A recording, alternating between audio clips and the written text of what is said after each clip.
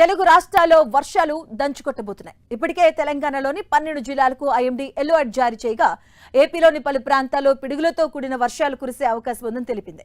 రానున్న 2 రోజులు తెలుగు రాష్ట్రాల్లో మోస్తరు నుంచి భారీగా వర్షాలు కురుస్తాయని వాతావరణ శాఖ అధికారులు అంచనా వేస్తున్నారు.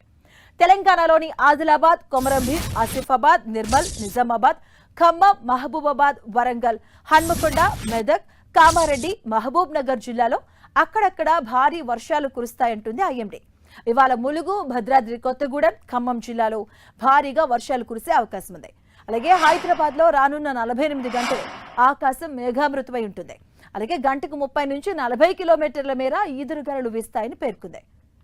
అటు ఏపీలోనూ వాన ముప్పు పొంచి ఉంది. ఉపరితల ఆవర్తనం ప్రభావంతో రాష్ట్రంలో పలుచోట్ల వర్షాలు కురవనున్నాయి. ఇవాళ కాకినాడ, కోనసీమ, ఉభయ గోదావరి జిల్లాల్లో భారీగా వర్షాలు కురిసే అవకాశం ఉండగా కృష్ణా, ఎన్టీఆర్ జిల్లాల్లో చెదురుముదురు వర్షాలు కురుస్తాయని వాతావరణ శాఖ అధికారులు తెలిపారు. ఉరుములు, పిడుగులు పడే సమయంలో చెట్లు, విద్యుత్ స్తంభాలు, ఎత్తైన బిల్డింగ్ దగ్గర నిల్చోవద్దని వాతావరణ శాఖ హెచ్చరిస్తుంది.